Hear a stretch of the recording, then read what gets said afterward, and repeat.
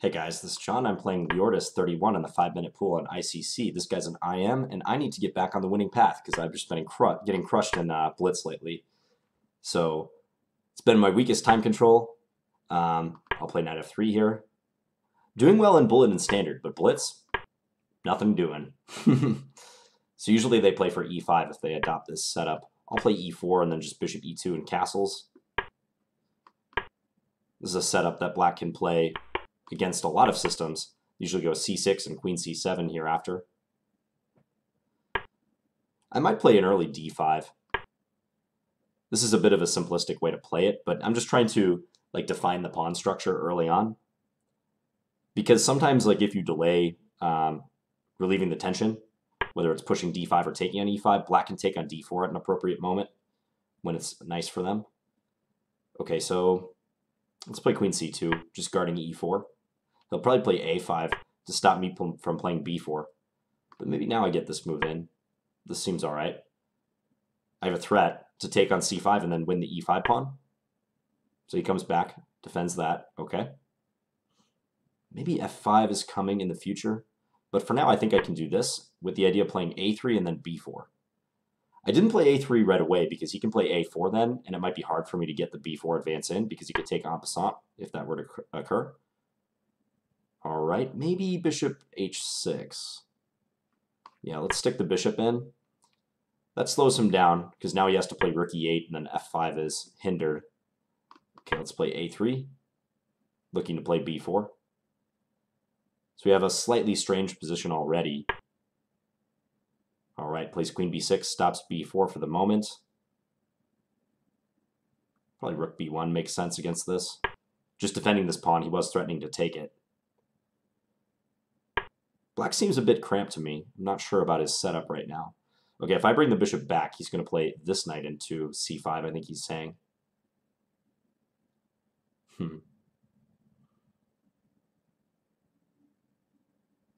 I could play knight a4 and then b4. That seems all right. Let's do that. So knight a4, the queen retreats somewhere, and then we'll play b4. Just look to expand.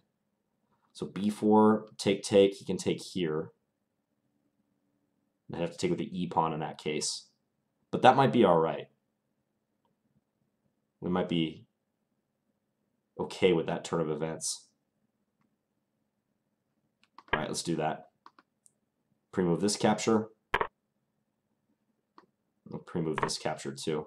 He could play b5, but then I have knight back here, or knight b2. Maybe b5 would have been a strong move.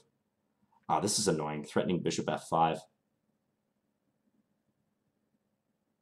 Let's get out of the way.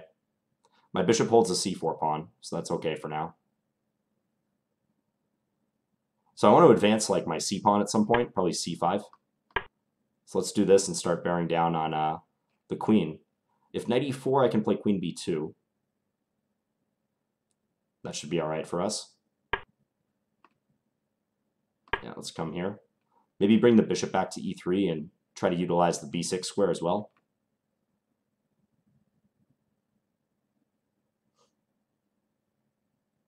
Unusual pawn structure. I think that b5 move could have been good for him. Okay, now he drops this back. He threatens rook takes a4.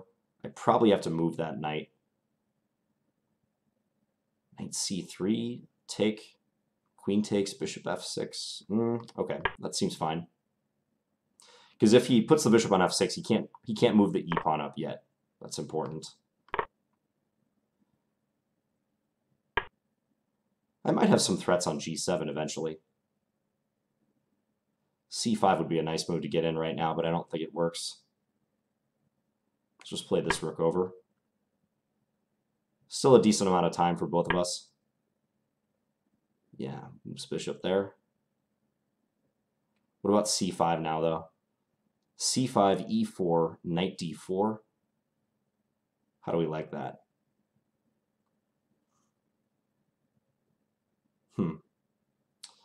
A little hard to say. c5, e4, knight d4. I think we have that knight well enough guarded at the moment. Maybe rook a5 is pesky there.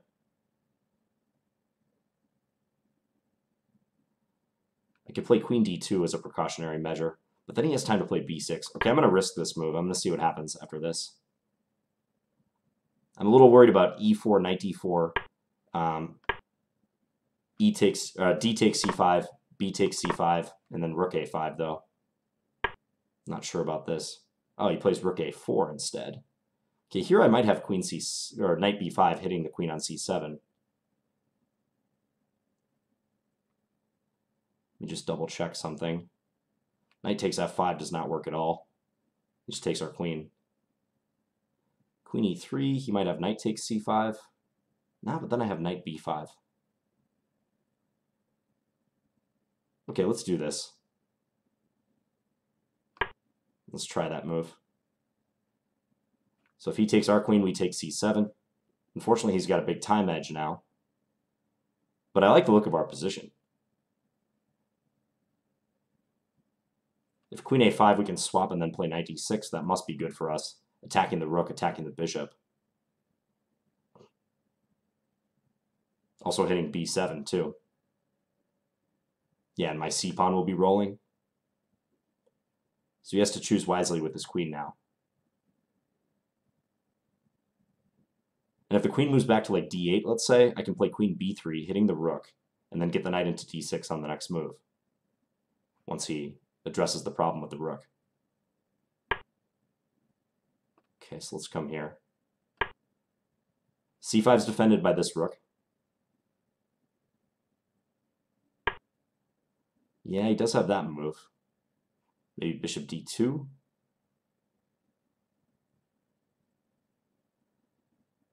There's also c6 right away.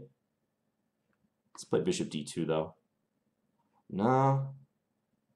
Then he moves the rook away, knight d6, knight takes c5. All right, we're going to push here.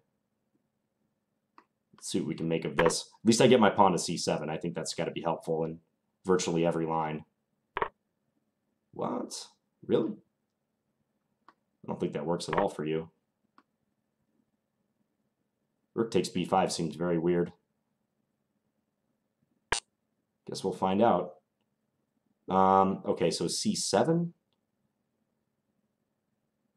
C7's got to be close to winning. Yep. Let's play the bishop back here. He might put the knight in on d3, though.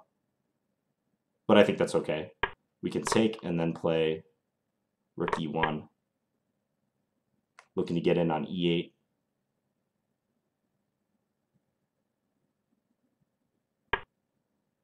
Okay, let's come here. No, queen b8 maybe? No, let's come here. I gotta watch d2. That's like one idea he has. I've got 37 seconds left. So I gotta be quick about this. Ooh, bishop h6 might have been strong. Clearly I missed that.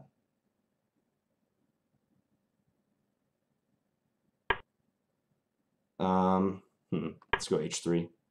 Just stop any back rank threats. Probably bishop e5 should be played, though, soon.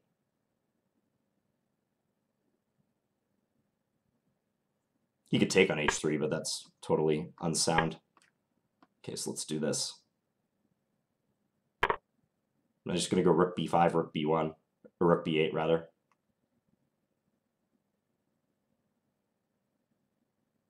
"30 seconds left. I'm capable of doing this. It's a lot of time. In a bullet game, it seems like ages. In a game like this, it doesn't seem like a lot of time. Bishop takes h3, maybe. It's like his only chance. All right, let's give a check here. And then rook coming in, next move.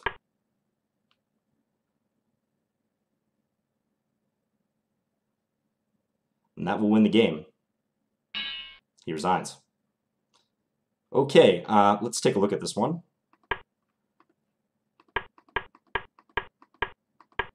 So this system with knight bd7, I guess this would be classified as an old Indian. And then e5. g3 is another way to play this position, but I just put the pawn on e4. That's what I usually do. So bishop e7, bishop e2, castle, castle, c6.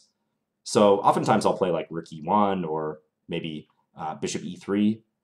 But Here it just decided to advance in the center. May not be the best move, but like I said, it aims for clarity, trying to determine the pawn structure early on.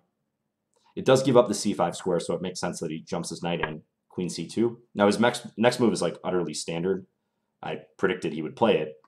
It's a5. So when you have a knight on c5 in such positions, you often need the move a5 in order to stop b4. So I just developed my bishop. Now I'm threatening to take c5 and then take e5. So he addressed that with knight f to d7, reinforcing the knight. Now, a typical mistake here would be like a3. So trying to push b4. And that would allow a4, after which I might have trouble pushing it because of the en passant. So what you want to do is take like baby steps, play b3, then a3, then b4. And in doing so, you bypass the whole a4 idea. I'm going to add the engine. So my opponent played g6. I played bishop h6. I thought this was a good move because it stops him from supporting the f5 push when his rook is banished to e8. Then I played a3, so going about my plan here. Queen b6. I played rook ab1. He played knight back. I played knight a4. I don't know about moving the knight to the edge of the board. Yeah, maybe bishop e3 is simply better. I thought he would play this move then. But now I can play b4. Okay. And that's because if this capture occurs, I have queen b2. Yeah, pinning him along the b file and winning a piece. I didn't see that. Yeah, bishop e3 in that case is clearly superior to knight a4 because I would prefer not to sideline the knight. Presumably they would retreat and then I can play b4 and it looks to be pretty comfortable for white. So knight a4, queen c7. I played b4. That might be a mistake. The engine instead suggests rook fc1, backing up the queen. So maybe in a lot of lines, if he takes, I can take with the c-pawn. Unlike the game continuation, where after b4, take, c takes, I was unable to take with the c-pawn. Hanging queen on c2.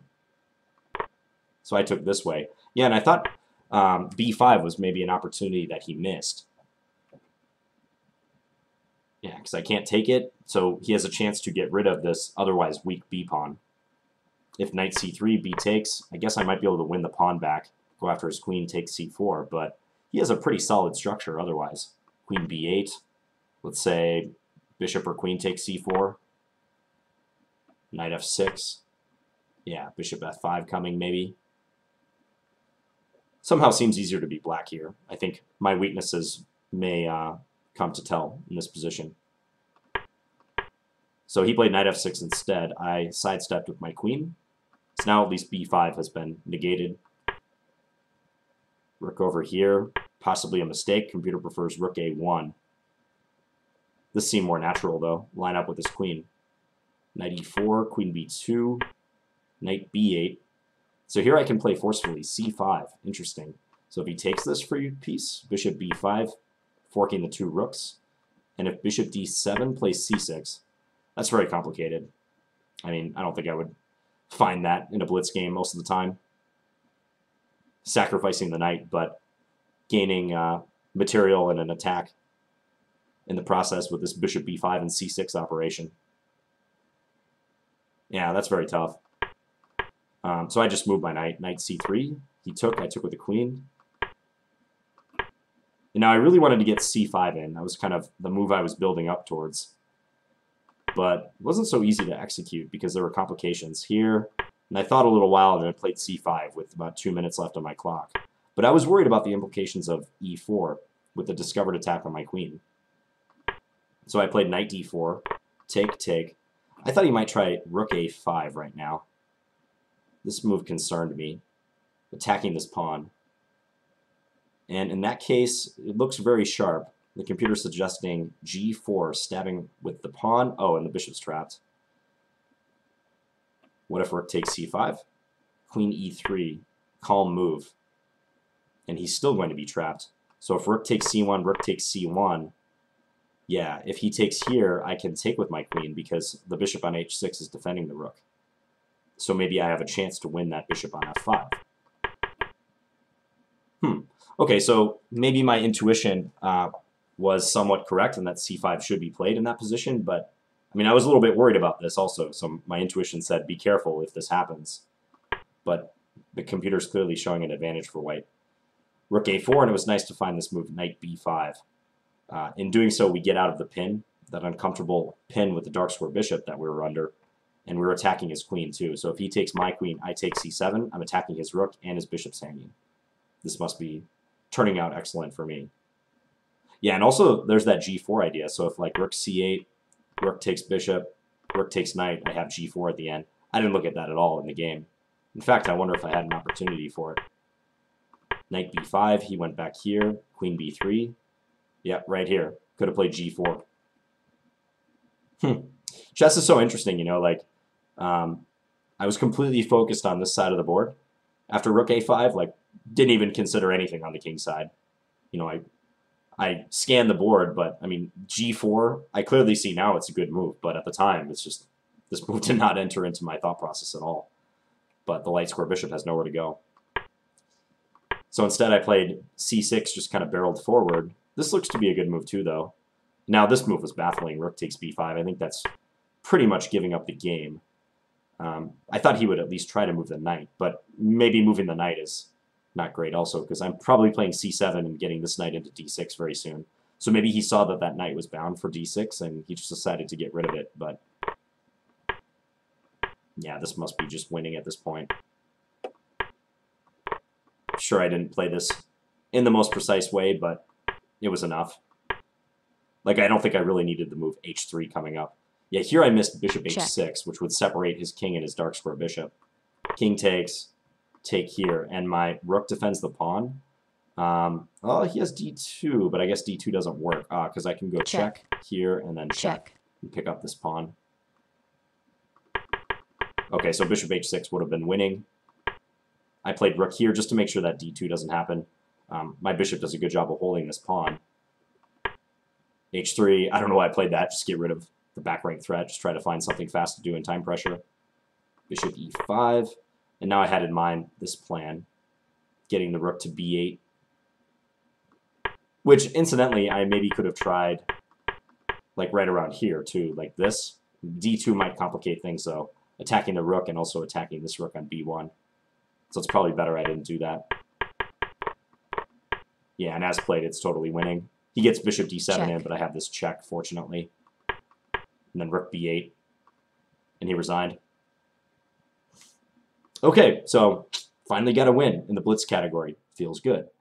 Yeah, I think this illustrated some standard play, like on the queen side, when you're trying to evict a knight from c5 in like King's Indian type structures, or maybe like Bogo Indian type structures too. Oftentimes you see a knight on c5 in that opening.